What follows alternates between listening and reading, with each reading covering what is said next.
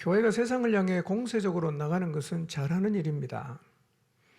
사단이 세상에 점점 요새를 구축해서 더 많은 영혼들을 가두고 있는데 교회가 그냥 가만히 지켜보거나 어쩔 수 없다는 태도를 견지해서는 안 됩니다. 교회는 어둠에 갇힌 영혼들을 빛 앞으로 끌어내는 일을 끊임없이 해야 하고 실제로 영혼을 구원하는 열매를 가져야 합니다. 이것이 바로 영원전에 하나님이 계획하신 교회의 모습입니다.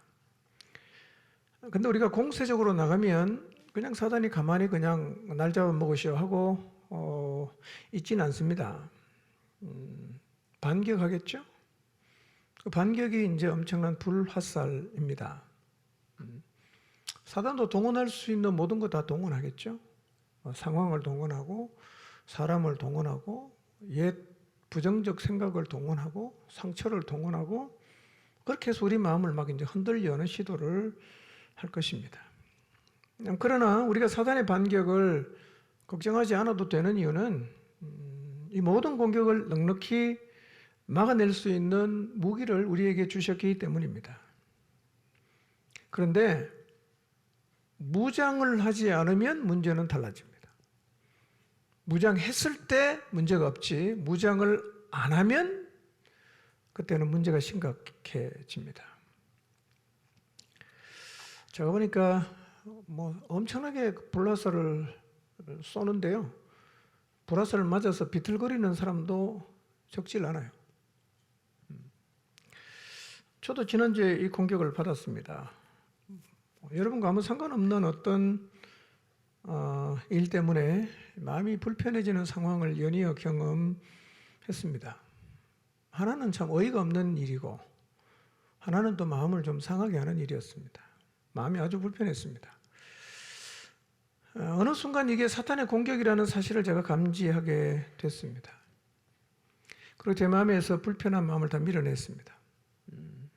그리고 괜찮아졌어요. 여러분 혹시 마음이 불편해지고 화가 나고 억울하고 섭섭하고 관계 깨고 싶고 누군가가 미워지고 이 마음이 불안해지는 일들이 일어난다면 배후를 잘 봐야 됩니다. 마음이 잘 안 다스려진다? 감정 조절이 잘 안 된다? 이건 하나님이 준 건 아니죠. 누군가 의도를 가지고 공격한 결과일 수 있습니다. 지금 내 마음이 힘든 게 의도가 있는 사단의 공격 때문이라면 더 이상 묶이면 안 되겠죠? 통과시켜야 되겠죠? 이거 잘 대처를 못하면 우리 마음이 일단 평화가 사라집니다. 관계를 깨지게 돼요. 관계가 깨집니다. 영적으로 무너집니다. 일시적으로 믿음의 길에서 이탈할 수가 있어요. 이 상태는 사탄에게 당한 거죠. 이긴 게 아니라 패배한 겁니다. 저는 우리 공동체에 영적으로 경계 경보를 내리고 싶어요. 민방위훈련 해보셨어요? 공습 경보, 경계 경보 이런 거 있죠? 저는 지금이야말로 우리가 이 영적인 경계 경보를 발령해야 될 때라고 생각합니다. 여러분 보이지 않는 세계 확실히 있습니다. 귀신도 있고 천사도 확실히 있습니다. 우리가 전략을 세워서 대응을 하지 않습니까? 사단도 무턱대고 하는 거 아닙니다. 전략을 세워요. 전략을 세워서 우리의 가장 약한 부분을 집중해서 공격합니다.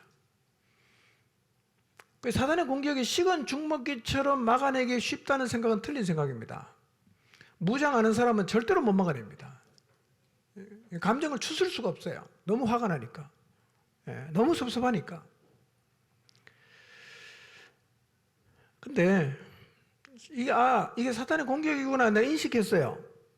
그런데 부정적인 감정이나 서운한 마음이 안 밀려나가는 경우가 있어요. 밀어내면 밀려나가고 없어져야 되잖아. 평화가 와야 되잖아. 그런데 안 밀려나가는 경우가 있어요. 왜 그럴까요? 여러분, 안 밀려나가면 내가 지금 무장에 문제가 있구나. 이걸 빨리 깨달아야 돼요. 다시 뭘 해야 됩니까? 무장하는 일에 집중해야 됩니다. 기도의 자리에 가야 되고 성경을 다시 펼치고 영혼의 양식을 그냥 허겁지겁 먹는 일을 해야 합니다. 근데 제가 보니까 생각 이상으로 공격을 받은 사람이 많고 마음이 흔들리는 사람도 적지 않습니다. 우리가 여기서 밀리면 뭐가 안 되느냐 하면 약속이 있는 여리고를 향해서 못 나가요. 그 주저앉거든요. 여러분, 영적으로 밀리지 않도록 무엇보다 이번 주에는 무장하는 일에 집중하시기를 바랍니다. 우리는 지난 3주간 출애굽 2세대가 믿음을 가지고 여리고를 정복하는 과정을 살펴보았습니다. 출애굽 2세대는요, 약속의 땅에 견고한 성 여리고가 버티고 있었지만 그 성을 성공적으로 정복했습니다. 우리는 이 출애굽 2세대의 성공을 보면서 어쩌면 하나님의 약속이 있는 땅은 결국은 다 정복하게 되는구나, 그렇게 긍정적으로 생각을 할 수가 있어요. 그래서 그냥 가도 어떻게 하다 보면 결국은 된다. 하나님이 약속하셨는데 되지 않겠는가? 나는 완벽한 믿음은 없지만 그래도 믿음이 좀 없다고 해도 하나님은 약속하신 것은 준다라는 낙관적인 생각을 가지고 그냥 믿음이 없어도 그냥 대충 살아도 된다고 생각할 수가 있어요. 여러분, 우리가 믿음이 없이 살아도 별 문제가 없을 거라고 생각하십니까? 그래서 오늘은요, 출애굽 1세대의 실패를 통해 믿음이 없다는 게 얼마나 치명적인가를 좀 살펴보려고 합니다. 여러분, 믿음이 없으면 약속을 쟁취할 수 없다는 것은 엄포가 아닙니다. 사실이에요. 여러분, 약속이 있어도 믿음이 없으면 그 약속은 쟁취할 수가 없습니다. 출애굽 1세대는요, 출애굽했죠. 광야 통과했죠. 가나안 입구에 왔죠. 뭐까지 합니까? 정탐까지 했어요. 근데 못 들어갔어요. 완벽하게 준비했어요. 중요한 건요, 하나님이 포기하게 하신 게 아니라 스스로 포기했어요. 스스로 포기했습니다. 그리고 출애굽 1세대는 가나안을 목표로 출애굽했지만 약속의 땅에 못 들어갔어요. 저는 이 말씀을 준비하면서 이런 생각을 했어요. 우리가 하나님이 우리에게 주신 약속을 다 받는다면 우리의 삶에서 얼마나 대단한 하나님의 역사가 경험이 될까? 얼마나 우리가 엄청난 삶을 살아가게 될까를 생각하게 됐습니다. 그런데 어쩌면 오늘 우리는 출애굽 1세대처럼 믿음이 없어서 하나님의 역사를 전혀 경험하지 못하는, 마치 광야에 38년 표류했던 출애굽 1세대와 같은 신앙생활을 하고 있을 수도 있어요. 아무 일도 안 일어나는 거예요. 하나님 계신지 안 계신지 잘 모르겠어요.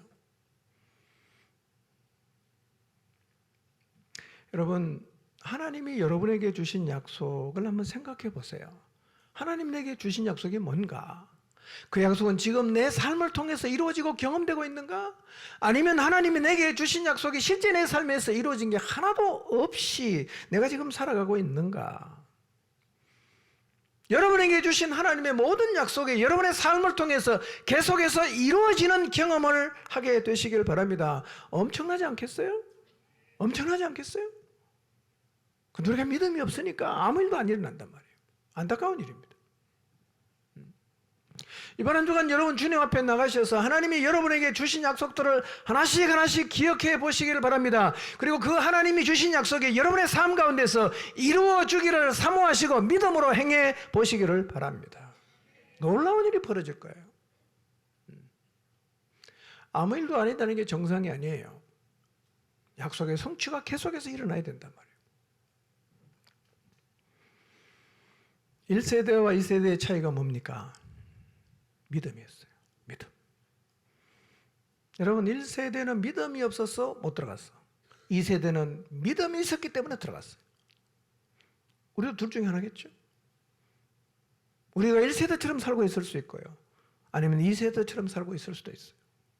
지금 여러분은 어느 쪽이 더 가까운 것 같아요? 여러분 믿음이 없는 건 심각한 겁니다. 그냥 여러분 뭐 믿음이 없어도 교회는 왔다 갔다 할 수 있어요. 그러나 그렇게 신앙생활하면 하나님의 약속이 성취되는 것은 결코 볼 수가 없어요. 그런 신앙생활은 굉장히 무미건조하고 굉장히 지겹고 그리고 의미를 찾기가 어려워집니다. 왜 계속 다녀야 되냐? 아무 일도 없는데요. 그래서 믿음 없음의 심각성을 출애굽 1세대를 통해서 좀 살펴보려고 합니다. 자, 설교 제목 같이 한번 읽어볼까요? 시작.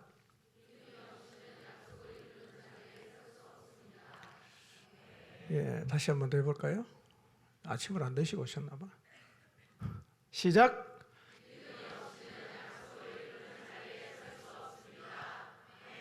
자, 오늘 제가 출애굽 1세대를 얘기하는 이유가 있어요.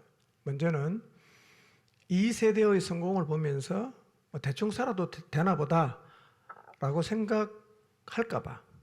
두 번째는 약속의 땅을 정복하는 것이 당분간은 우리에게 계속 이슈가 돼야 돼요. 자, 딴 설교하면 여러분 금방 이거 잊어먹잖아.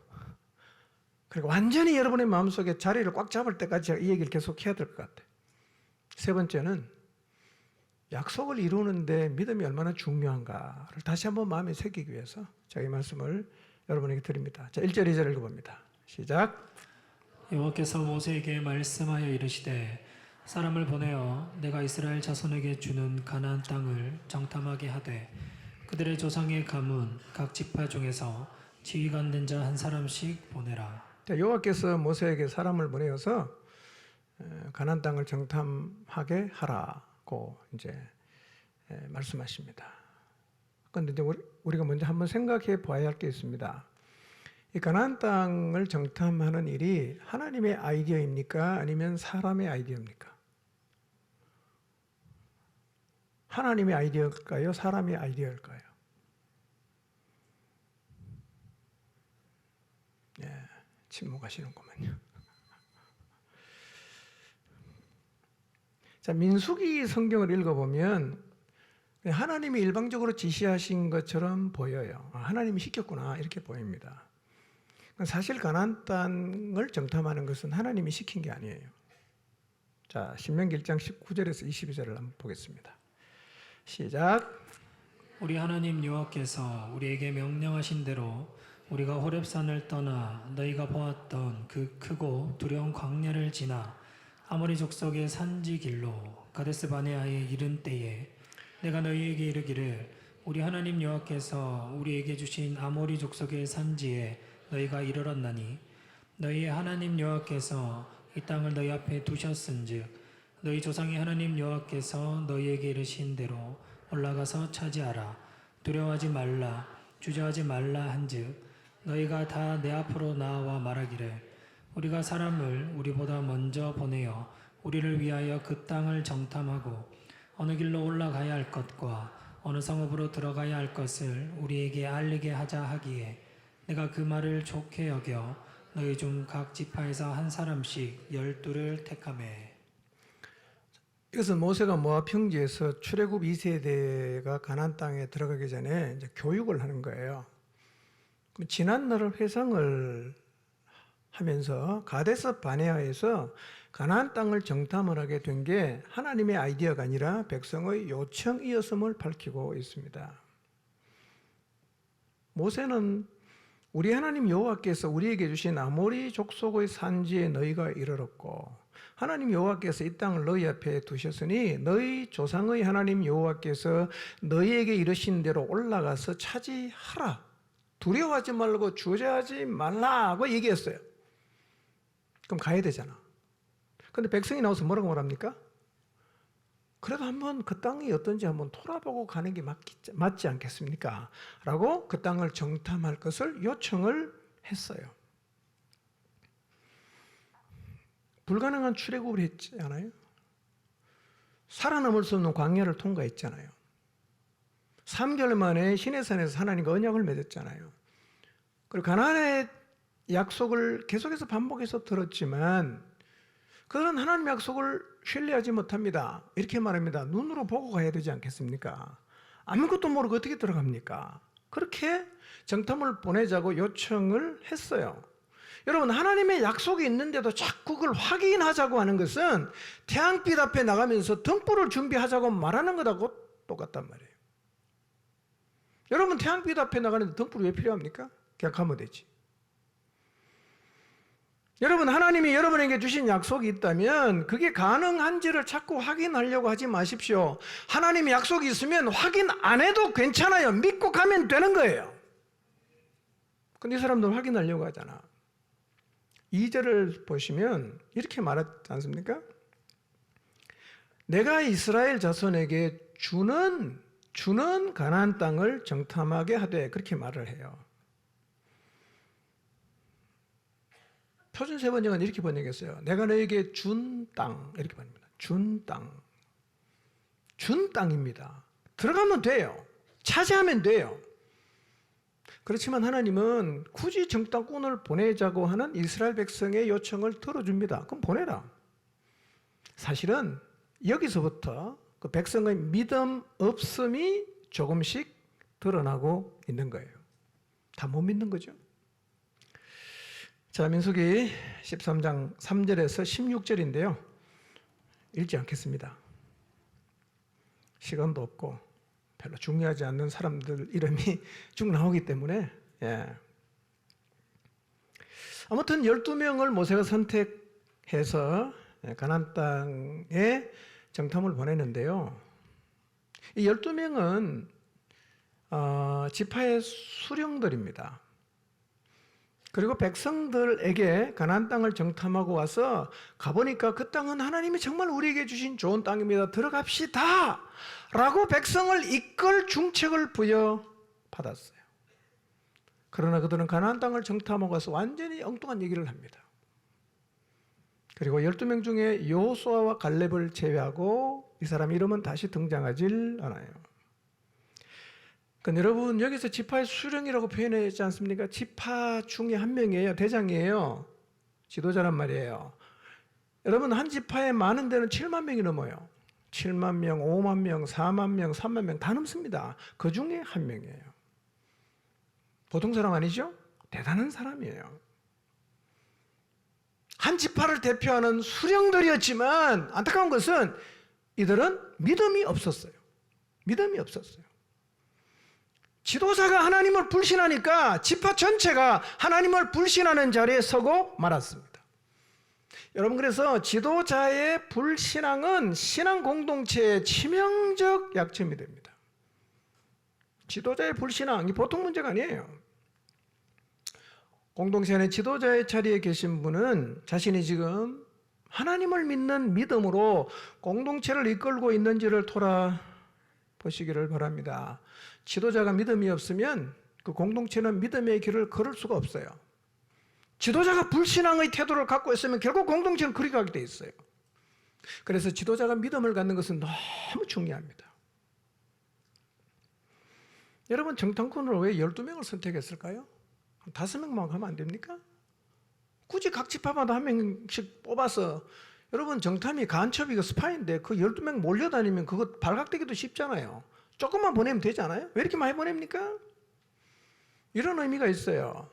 12명을 선택한 것은 각 지파의 수령이니까 가나안 땅을 정탐하고 와서 그 땅을 보지 못한 백성들에게 이 땅으로 가야 됩니다라고 지파들을 설득하라는 관점에서 수령을 선택해서 보낸 거예요. 그런데 이들이 믿음이 없으니까 공동체를 수렁에 빠뜨렸습니다. 두려운 얘기입니다. 지도자가 믿음 없으면 공동체는 수렁에 빠집니다. 여러분, 또 하나는 이런 의미가 있어요. 이 지파의 수령들이 돌아와서 백성들에게 하나님을 불신하게 만들었다는 얘기는 지도자도 믿음이 없을 수가 있다는 거예요. 지도자라고 저절로 믿음 생기지 않습니다. 지도자도 믿음이 없을 수가 있어요. 그래서 지도자의 위치에 있는 사람은 자기 자신이 하나님을 향해 흔들리지 않는 믿음을 갖고 있는지를 정직하게 살펴야 됩니다. 내가 과연 하나님을 향해 믿음이 있는가? 나는 하나님이 내게 맡겨주신 영혼들을 믿음으로 이끌고 가고 있는가? 17절에서 20절입니다. 시작. 모세가 가나안 땅을 정탐하러 그들을 보내며 이르되 너희는 내겝 길로 행하여 산지로 올라가서 그 땅이 어떠한지 정탐하라. 곧 그 땅 거민이 강한지 약한지 많은지 적은지와 그들이 사는 땅이 좋은지 나쁜지와 사는 성읍이 진영인지 산성인지와 토지가 비옥한지 메마른지 나무가 있는지 없는지를 탐지하라. 담대하라. 또 그 땅의 실과를 가져오라 하니 그때는 포도가 처음 익을 즈음이었더라. 자, 모세가 12 정탐꾼들에게 명령합니다. 어디로 가라고 말합니까? 네겝 길로 가라. 네겝은 성경에 네겝이라고도 번역하고 남방이라고도 번역했어요. 남방. 왜냐하면 네겝은 가나안 남부 지역을 총괄적으로 가르치는 말인데요. 문자적으로는 메마르다, 건조하다 그런 뜻이에요. 가나안 남부 지역, 이스라엘 남쪽 지역이 굉장히 메마르고 건조해서 네겝, 건조한 지역이다라고 불렀어요. 그 길을 통과해서 그 다음 어디로 가라고 말합니까? 산지로 올라가라 이렇게 말합니다. 제가 조금 이따 지도를 보여주면 가나안 정탐꾼이 걸어갔던 길이 산지예요. 쭉 올라가 있는데요. 자, 모세는 정탐꾼들에게 6가지를 구체적으로 지시합니다. 첫째, 그 땅 거민이 강한지 약한지를 알아봐라. 이 말은 그 땅 주민의 군사적인 능력이 얼마나 준비되어 있는가를 살펴보라는 말입니다. 둘째, 그 땅 거민이 많은지 적은지를 알아보라고 했는데 이것은 전쟁에 나설 군사가 얼마나 되는지를 살펴보라는 말이고요. 그 땅이 좋은지 나쁜지를 알아보라는 말은 가나안의 지형과 기후 조건이 사람 살기에 적합한가 이걸 살펴보라는 얘기입니다. 네 번째, 사는 성읍이 진영인지 산성인지를 알아보라고 했는데요. 진영은 이런 거예요. 군사적 방어물이 없는 마을입니다. 성이 둘러서 있지 않은 그냥 촌락, 이걸 진영이라고 말하고요. 산성은 뭐냐면 군사시설로 방어가 완비된 도시, 성이 있거나 담이 있는 그런 도시를 가르치는데 지금 가나안은 형편이 어떤가 그걸 한번 살펴봐라 그 얘기입니다. 다섯 번째, 토지가 비옥한지 메마른지를 알아보라는 말은 가나안 땅이 농사가 잘 되는 옥토인지 아니면 박토인지 알아봐라 그런 뜻입니다. 여섯 번째, 나무가 있는지 없는지를 탐지하라는 말은 그 땅이 나무가 자랄 수 있을 만큼 충분한 수분이 있는가, 수분이 공급되는 지역인가 그걸 살펴보라는 말이에요. 자, 한번 생각해 보세요. 이렇게 정탐하고 들어가는 게 무턱대고 들어가는 것보다 훨씬 더 합리적으로 보이죠? 그렇죠? 어느 게 옳아요? 이렇게 정탐하고 가는 게 좋아요? 그냥 하나님 가러 가니까 그냥 가는 게 좋아요? 여러분 같으면 어떻게 하시겠어요? 예, 여러분은 지혜롭기 때문에 늘 대답을 안 하시죠? 합리적입니다. 그러나 합리적이라는 것이 반드시 최선이 아니라는 것을 우리는 정탐의 결과를 통해서 알게 돼요. 여러분, 모세가 6가지를 설명하면서 한 가지를 덧붙이는 말이 이거예요. 담대해라 이렇게 말합니다. 담대해라. 왜 담대하라고 했을까요? 이런 의미입니다. 정탐을 해보면 답이 안 나올 수도 있어요. 우리 여기 찾지 못하겠구나. 이거 안 되겠다. 라는 생각을 할 수 있기 때문에 어떻게 하라고요? 그 둘러보는데 담대해야 된다. 이렇게 얘기를 하는 거예요. 여러분, 가나안 땅은 빈 땅이 아닙니다. 이미 거기 안에 가나안 7족속이 성도 짓고 그냥 터를 잡고 거의 한 500년 이상 살고 있어요. 근데 그 사는 사람을 다 몰아내는 일은 처음부터 쉬운 일이 아니죠. 그래서 가나안 정복은 합리적인 대안이 아니라 하나님을 향한 믿음의 담대함이 필요했어요. 여러분, 그래서 하나님이 모세의 뒤를 이은 여호수아를 세우고 여호수아 1장을 보면 뭔 얘기를 계속합니까? 담대해라, 담대해라, 담대해라. 계속 그 얘기를 하시는 거예요. 여러분 오늘 우리가 여리고를 향해서 달려가고 있는데요. 여리고를 향해서 달려나갈 때 똑같습니다. 뭐가 필요합니까? 담대함이 필요합니다. 담대하게 나가시기를 바랍니다. 여러분 자꾸 합리적인 시각으로 판단하려 하지 마십시오. 하나님 말씀이 합리적이지 않은 경우가 훨씬 더 많아요. 가나안 땅을 정탐할 때 필요한 것은 합리적인 사고가 아닙니다. 뭡니까? 하나님이 주신 약속에 대한 믿음이에요. 가나안 땅을 돌아보면서요, 이 가나안 땅을 믿음의 눈으로 바라본 사람은 둘밖에 없어요. 누굽니까? 여호수아와 갈렙. 나머지는요, 합리적인 사고로 판단해서 우리는 못 간다고 결론을 내렸어요. 그들은 모세가 그 땅에 실과를 가져오라고 하니까 그 땅에 실과를 가져옵니다. 왜 모세가 실과를 가져오라고 했냐면 진짜 그 땅이 젖과 꿀이 흐르는 땅인지를 확인해야 되잖아. 백성들에게 그 증거물로 제시하기 위해서 그 땅에 있는 실과를 가져와라. 이렇게 모세가 명령했어요. 자, 21절에서 24절 봅니다. 시작. 이 그들이 올라가서 땅을 정탐하되 신광야에서부터 하맛억이 르홉에 이르렀고 또 네겝으로 올라가서 헤브론에 이르렀으니 헤브론은 애굽 소안보다 7년 전에 세운 곳이라. 그곳에 아낙 자손 아히만과 세세와 달메가 있었더라. 또 에스골 골짜기에 이르러 거기서 포도송이가 달린 가지를 베어 둘이 막대기에 꿰어 매고 또 석류와 무화과를 따니라. 이스라엘 자손이 거기서 포도를 베었으므로 그곳을 에스골 골짜기라 불렀더라. 네. 자, 이제 모세의 명령을 받고 땅을 정탐하러 가는데요. 이제 지도를 보시면서 잘 들어보시기 바랍니다. 지도. 나오는 지명이 어디 있는지 여러분 확인을 해보시기 바랍니다. 자, 신광야가 어디 있는지 확인해 보십시오. 보입니까? 신광야? 안 보여요? 보입니까? 아, 보이는구나. 하맛, 어귀, 하맛 보입니까? 저 위에 있죠? 저 끝에. 적어놨네. 큰 글씨 적어놨구나. 오케이. 예. 네겝이 뭐 어떤 것이라고요? 건조한 곳이죠. 남방이라고도 하고 네겝 이렇게 성경에서 번역했어요. 헤브론이 어디 있죠?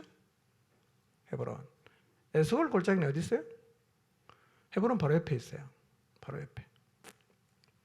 자, 헤브론은요 어떤 것이냐면 아브라함이 사라가 죽고 난 다음에 그 헷 족속인 에브론에게 은 400세겔을 주고 굴과 밭을 샀어요. 그 밭이 무슨 밭입니까?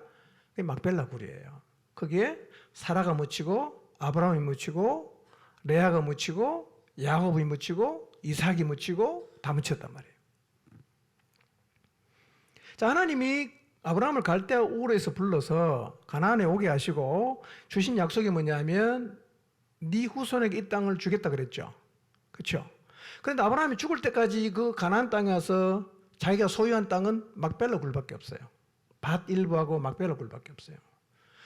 그리고 이 손자인 야곱은 가나안 땅을 떠나서 애굽으로 갔어요. 400년의 시간이 지난 다음에 하나님은 그 후손을 출애굽시킵니다. 그리고 광야를 지나 가데스 바네에 와서 지금 어디를 정탐하는 거예요? 가나안을 정탐할 때 어디를 정탐하라고요? 헤브론을 정탐하는 거예요. 생각해 보세요. 그러니까 오래전에 하나님이 아브라함에게 주신 약속, 아브라함이 이미 다 죽었어요. 그런데 그 약속이 후손을 지나서 지금 그 땅을 그의 후손이 정탐하러 가고 있단 말이에요. 감개무량하지 않습니까? 하나님은 이렇게 우리에게 하신 약속 지키시는 분이에요. 이 헤브론에 누가 살고 있습니까? 아낙 자손이 살고 있어요. 아낙 자손의 강력한 지도자 이름 3명이 나오죠. 아히만, 세세, 달메. 아낙 자손은 거인족이에요. 신체가 크고 장대하고 귀골이 장대하고 강한 거인족인데요. 민수기를 잘 읽어보면 1세, 출애굽 1세대가 가나안에 못 들어간다고 결론을 내렸을 때 가장 영향을 많이 준 게 뭐냐면 아낙 자손이었어요. 아낙 자손. 와, 저 사람 우리 못 이긴다. 들어가지 말자. 이렇게 생각을 했다는 거예요. 그러니까 아낙 자손 때문에 1세대가 포기했어요. 그런데 그로부터 한 50년이 지난 다음에 이 헤브론을 누가 점령하느냐면 갈렙이 점령합니다. 그리고 거인족을 다 쫓아내요. 무슨 문제입니까? 믿음의 문제예요. 믿음의 문제예요. 약속이 있는 곳은 믿으면 차지할 수 있어요. 믿음으로 가면 차지할 수가 있습니다. 그리고 에스골 골짜기에서 포도송이를 둘이서 메고 왔어요. 에스골의 뜻이 뭐냐면 포도송이라는 뜻이에요. 지도에 보면 헤브론 바로 옆에 있어요. 그러니까 두 사람이 포도송이를 막대에다가 메고 온 걸 보면 포도송이가 크다는 얘기입니까? 작다는 얘기입니까? 요즘 나오는 포도 한 송이 둘이 메고 옵니까? 여러분 지금도 팔레스타인에 가면 무게가 한 송이 무게가 4kg에서 5kg 가는 포도송이를 볼 수 있는데요. 이걸 왜 막대기 메고 왔냐? 5kg는 그냥 들고 올 수 있잖아. 포도를 손상시키지 않고 들고 올 수 있는 제일 좋은 방법은 막대에 껴서 둘이 메고 오면 포도송이를 가장 보존해서 가지고 올 수가 있어요. 그리고 정탐 같은 사람은 포도만 갖고 온 게 아니라 석류와 무화과도 갖고 왔어요. 자, 25절 26절 봅니다. 시작. 40일 동안 땅을 정탐하기를 마치고 돌아와 바란 광야 가데스에 이르러 모세와 아론과 이스라엘 자손의 온 회중에게 나와 그들에게 보고하고 그 땅의 과일을 보이고. 자, 40일 동안 땅을 정탐하고 돌아왔는데 지도를 다시 보여주실래요? 약속의 땅 가나안은 최남단, 남단이 어디냐면 네게버가 있는 데입니다. 밑에 쪽에 최북단이 하면 하맛입니다. 거기까지 거리가 얼마냐면 160km 정도가 돼요. 160km. 이 정도 거리는요, 산악 지역임을 고려해도 일반 성인 남자가 일주일이면 충분히 걸을 수 있는 거리예요. 일주일이면. 근데 며칠 걸렸어요? 40일 걸렸단 말이에요. 무슨 얘기일까요? 충분히 돌아봤다는 겁니다. 충분히 돌아봤어요. 그리고 40일의 정탐을 마치고 돌아와서 바란 광야 가데스 바네아에서 모세와 아론과 모든 회중에게 남아서 보고를 해요. 그리고 그 보고에 신빙성을 다하기 위해서 뭐까지 갖고 왔어요? 과일까지 갖고 왔어요. 이들은 과연 어떤 보고를 했을까요? 약속의 땅을 40일을 정탐하고 돌아와서 이 사람들은 어떤 보고를 했을까요? 자, 보고를 한번 들어볼까요? 27절에서 29절입니다. 읽습니다. 시작. 모세에게 말하여 이르되 당신이 우리를 보낸 땅에 간즉 과연 그 땅에 젖과 꿀이 흐르는데 이것은 그 땅의 과일이니이다. 그러나 그 땅 거주민은 강하고 성읍은 견고하고 심히 클 뿐 아니라 거기서 아낙 자손을 보았으며 아말렉이는 남방 땅에 거주하고 헤딘과 여부스인과 아모리는 산지에 거주하고 가나안인은 해변과 요단가에 거주하더이다. 자, 27절의 보고를 보세요. 그 땅을 어떻게 보고합니까? 과연 그 땅에 젖과 꿀이 흐르더라. 과일을 보십시오. 이렇게 좋은 땅입니다. 라고 보고를 합니다. 근데 이제 28절이 문제죠. 그러나 에페스키라는 말은요, 강한 반의를 말할 때 사용하는 접속어인데요. 표준 세 번역은 이렇게 번역했어요. 그렇지만, 좋지만, 그렇지만. 그리고 이제 다른 얘기 하고 싶은 거죠. 이런 의미입니다. 그 땅 너무너무 좋습니다. 그 땅이 젖과 꿀이 흐른다는 거 사실입니다. 그렇지만 우리는 그 땅을 차지할 수 없습니다. 이렇게 보고합니다. 우리는 그 땅을 차지할 수 없습니다. 왜냐하면 그 땅 거주민은 강합니다. 성읍은 견고합니다. 그리고 안악자손이 있기 때문입니다. 이렇게 말을 합니다. 여러분, 거민이 강하다, 성읍이 견고하다, 이거 다 판단이에요. 판단이에요. 그 다음에 안악자손이 있기 때문에 안 된다는 것도 사실을 말하는 게 아니라 판단을 붙인 거란 말이에요. 본 것만 얘기해야 돼요. 근데 믿음 없는 눈으로 보고 거기에 대한 자기 해석을 덧붙여서 지금 보고를 하고 있어요. 그 싸움이 끝났어요. 왜? 안 된다고 판단했어요. 벌써 안 된다, 못 간다, 우리 가면 다 죽는다, 이렇게 자기들의 해석을 붙여갖고 지금 보고를 한 거죠. 계속 누구 얘기합니까? 안악자손 얘기합니다. 여러분, 출애굽 1세대가 가나안 포기한 가장 중요한 이유는 안악자손입니다. 상황을 잘 보고 왔어요. 문제는 뭐냐? 믿음이 없어요. 결론? 안 된다. 여러분 기억하십시오. 약속의 땅에는 안악자손도 있고 약속의 땅에는 여리고도 있습니다. 여기에 막히지 않으려면 뭐가 필요합니까? 믿음이 필요합니다. 잊지 마시길 바랍니다. 우리의 약속의 땅에도 안악자손이 있습니다. 우리의 약속의 땅에 여리고 있죠. 거기 막힐 수 있어요. 1세대는 막혔습니다. 2세대는 안 막혔어요. 무슨 차이입니까? 약속에 대한 믿음이 있으니까 안 막히는 거 돌파할 수 있단 말이에요. 그러나 믿음이 없으면 우리는 멈춰설 수밖에 없어요. 30절 봅니다. 시작. 갈렙이 모세 앞에서 백성을 조용하게 하고 이르되 우리가 곧 올라가서 그 땅을 취하자 능히 이기리라 하나. 예. 어쩌면 모세도 전혀 예상하지 못한 쪽으로 지금 분위기가 흘러가는 걸 보면서 당황하고 있을 수 있어요. 갈렙도 그걸 느끼는 거, 뭐지? 왜 이렇게 돌아가지? 백성이 막 이제 웅성거리기 시작하니까 갈렙이 났습니다. 백성들에게 조용히 하세요. 조용히 하세요. 그리고 이렇게 말합니다. 우리가 곧 올라가서 그 땅을 취합시다. 우리가 능히 이길 수 있습니다. 라고 말을 합니다. 여러분 지금 백성은요 안악자손의 소문을 듣고 분위기가 완전히 부정적으로 확 돌아갔어요. 믿음이 없는 소리가 대세가 되어버렸습니다. 안 된다가 대세가 됐어요. 이대로 있으면 그냥 안 되는 거죠. 이때 갈렙이 침묵하지 않고 나서요. 여러분 하나님의 사람은 이럴 때 나서야 됩니다. 부정적 다수와 맞서는 것이야말로 용기 있는 행동이죠. 여러분 소수가 다수에 맞서면 왕따 당할 수 있습니다. 그래서 많은 경우 사람들이 옳은 줄 알면서 침묵하지요. 그러나 갈렙은 이상하게 부정적으로 돌아가는 이 기류를 바꾸기 위해서 용기 있게 나섭니다. 그리고 백성을 향해서 믿음으로 선포하죠. 올라갑시다. 우리가 그 땅을 능히 차지할 수 있습니다. 라고 얘기를 했어요. 여러분 누군가가 하나님을 불신하고 부정적인 목소리를 낼 때 여러분들은 갈렙처럼 용기 있게 나서서 믿음의 목소리를 내시기를 바랍니다. 이것이 공동체를 살리는 태도예요. 그때 침묵하지 마세요. 침묵하지 마세요. 말하세요. 자, 이 상황이 주는 교훈이 있어요. 첫째, 다수의 의견이 반드시 옳은 것이 아니라는 거예요. 다수 의견이 반드시 옳은 건 아니에요. 자, 12명 중에 10명이 부정적으로 얘기하는데 들어보니까 합리적이야. 안 되겠다. 뭐 성업이 경고구나. 그 민족 강하네. 안악자손 있다고? 안 되겠네. 매우 합리적인 얘기를 하고 받아들여요. 그러니까 10명이 말을 하니까 백성들이 그 얘기에 더 신빙성을 주는 거죠. 10명이 저렇게 말했으면 그 말이 옳을 수 있지 않겠냐. 똑같이 보고 왔는데 10명이 안 된다고 하면 안 되는 게 맞지 않냐. 이렇게 받아들였다는 거예요.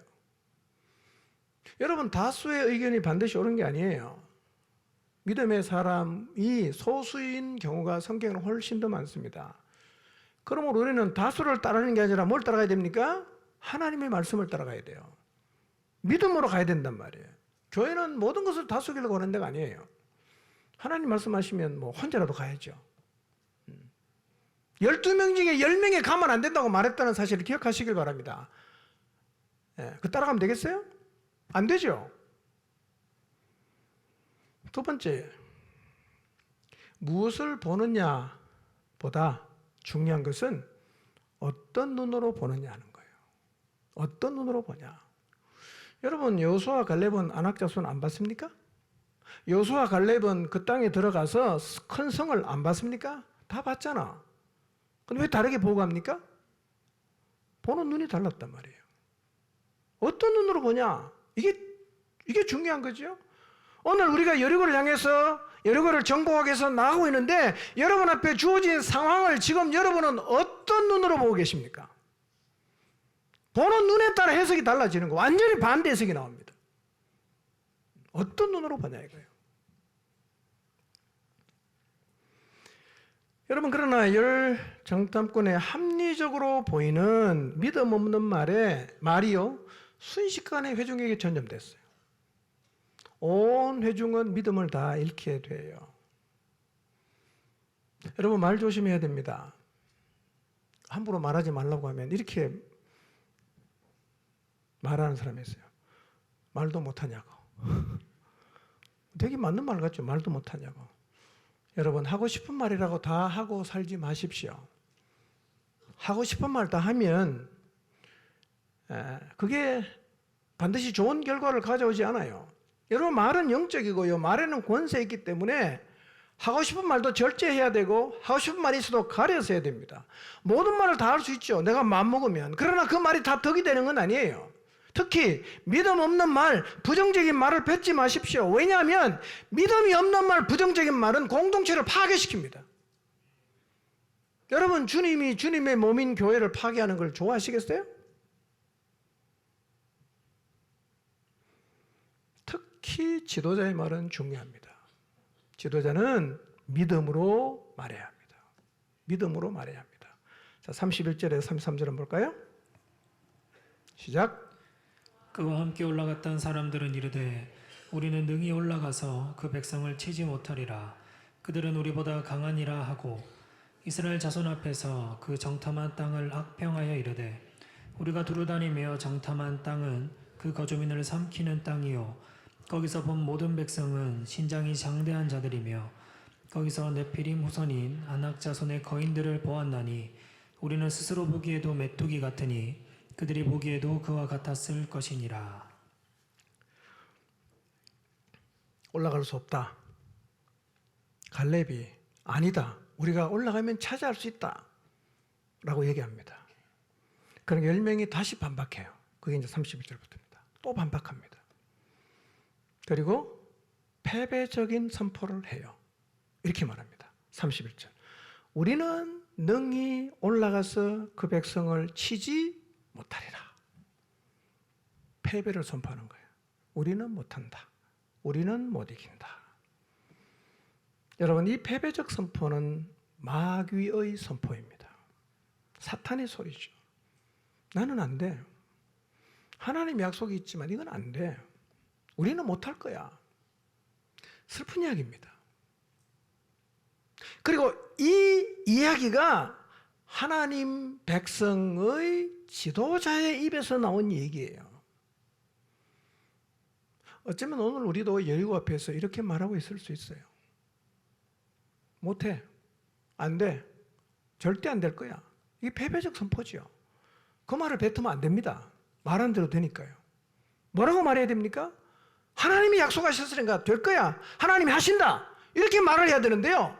이 10명의 정탐꾼은 아예 패배를 선포하는 거예요. 우리는 그 땅을 차지하지 못한다.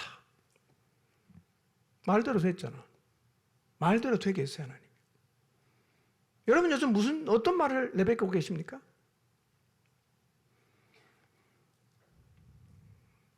패배적 선포를 하지 마시기를 바랍니다.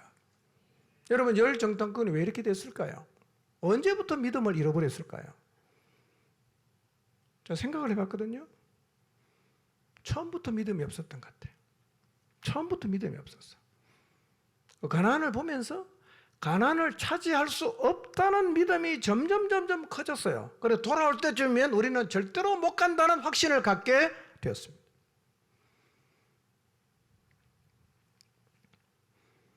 믿음이 없이 세상을 보면 이 10명의 정탐꾼처럼 안 된다는 쪽에 확신이 더해집니다. 안 돼. 진짜 안 되겠다. 확실히 안 되겠다. 이렇게 안 되는 쪽에 확신이 강화된단 말이에요. 그러나 믿음으로 세상을 보면 세상이 어떠하든지 간에 우리는 여전히 하나님이 하신다는 확신을 가질 수가 있게 돼요. 여러분 안에 믿음이 있습니까? 돌아보시기를 바랍니다. 갈 수 없다는 확신을 가진 10명의 정탐꾼은요, 자기들의 판단을 관철시키기 위해서 그 땅을 악평하기를 시작합니다. 악평이라는 말은 다른 성경은 이렇게 번역합니다. 나쁜 여론을 조성하는 거예요. 야, 우리 못 간다. 안 돼. 그거 뭐 하나님 약속 있다고 하니 그 말도 안 되는 얘기야. 이렇게 계속 나쁜 여론을 조성하고 있어요. 여러분, 나쁜 이 소문은요, 좋은 소문보다 10배 정도 빨리 퍼진다고 합니다. 부정적인 이 이야기는 굉장히 빨리 퍼져갑니다. 여러분, 믿음을 잃어버린 지도자 때문에 출애굽 1세대 전체가 무너지고 있어요. 무너져 내리고 있어요. 열 정탐꾼은 자기들의 판단에 힘을 싣기 위해서 상황을 과장해요. 이렇게 과장합니다. 우리가 두루다니며 정탐한 땅은 그 거주민을 삼키는 땅이다. 이렇게 말을 했는데요. 이 말의 뜻은 이거예요. 우리가 그 땅을 얻고 지키려고 하면 수많은 사람의 생명이 담보되어야 된다. 라는 말인데 이거 과장이에요. 여러분 출애굽 2세대가 들어갔을 때 반 죽었습니까? 아이성에서 36명 죽은 거 외에는 거의 전쟁에서 희생자가 없었습니다. 다 과장이에요. 부정적인 자기 생각을 확신시키기 위해서 거짓말하는 거죠. 과장시키는 거죠. 두 번째, 거기서 본 모든 백성은 신장이 장대한 자이며 그래서 이것도 굉장한 과장이죠. 안악자손, 헤브론에 살고 있는 안악자손이 장대한 건 맞지만 거기 있는 모든 사람이 다 장대했습니까? 아니에요.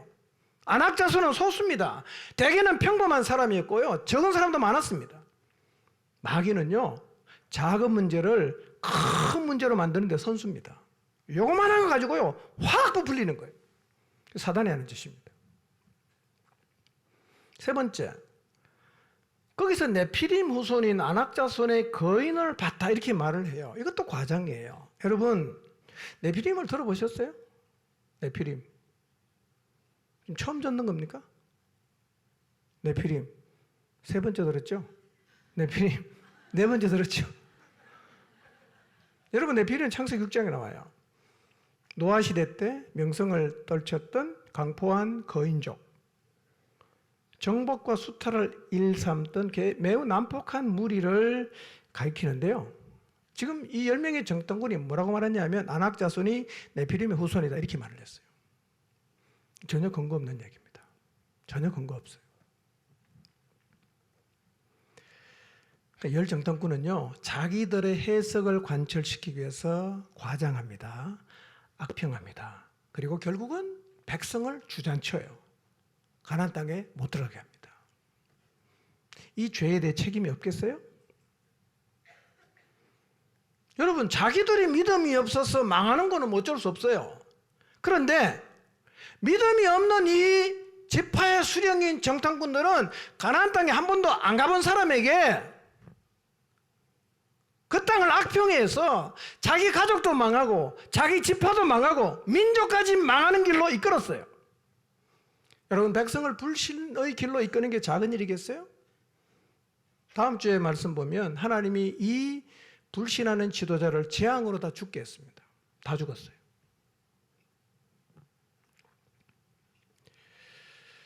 저는 포중침의 모든 지도자들이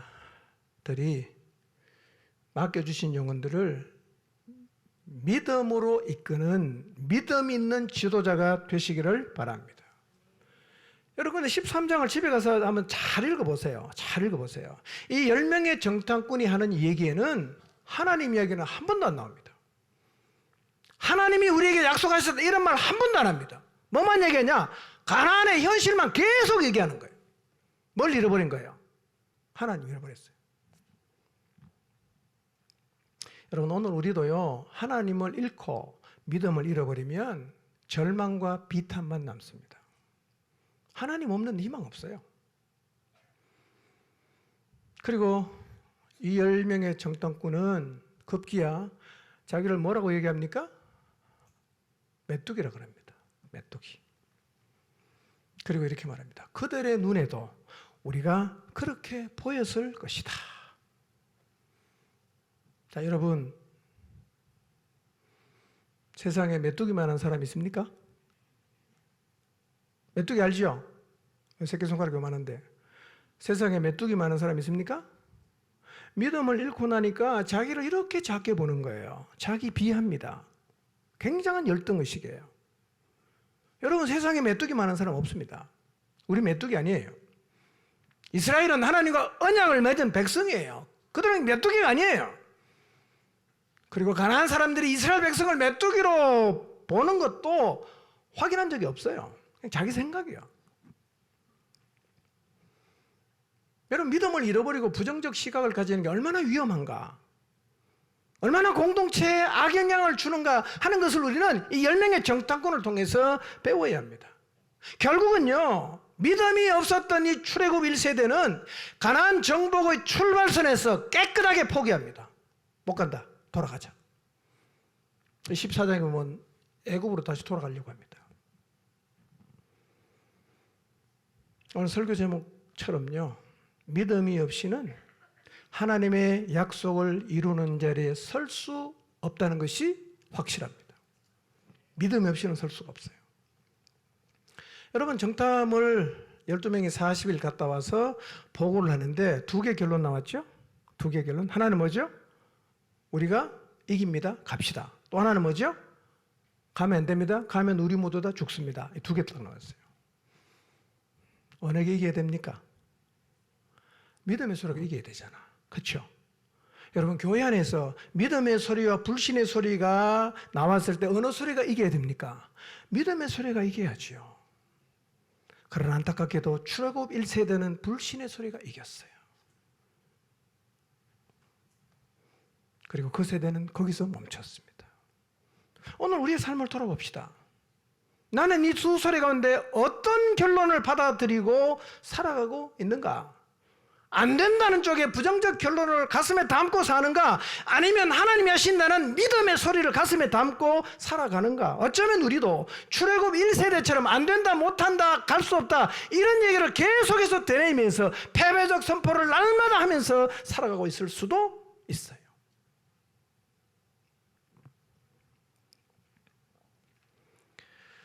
여러분, 공동체는 이런 자리에 자주 서지요.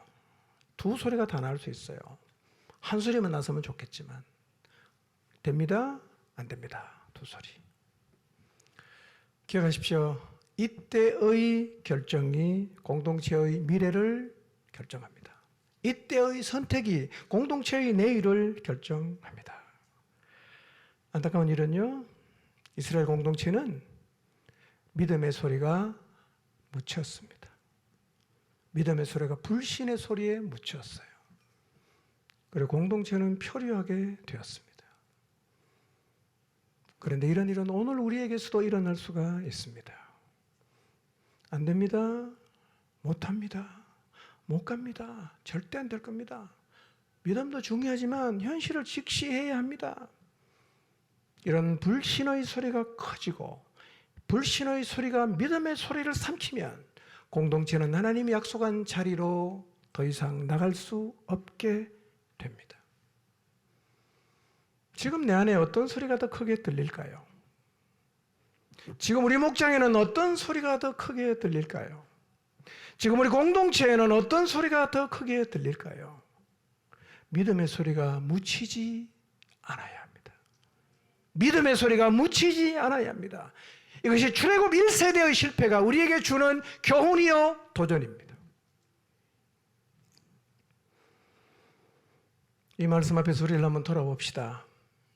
지금 내 안에 믿음의 소리가 계속해서 묻히고 불신의 소리가 나를 지배하고 있지 않는지, 하나님은 전혀 보지 못하고 현실만 계속 그냥 내가 말하면서 나는 할 수 없다라는 패배적인 선언을 하고 있지는 않는지, 믿음이 없는 말로 공동체의 불신을 전념시키는 자가 내가 아닌지, 그리고 자기 자신을 메뚜기로 생각하고 있지 않은지를 돌아봅시다.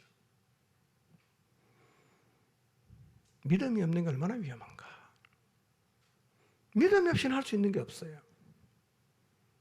이 출애굽 1세대를 통해서 믿음 없음의 위험성을 다시 한번 마음에 새기고 여호수아와 갈렙처럼 믿음의 자리에 서게 되시기를 주님의 이름으로 축원합니다.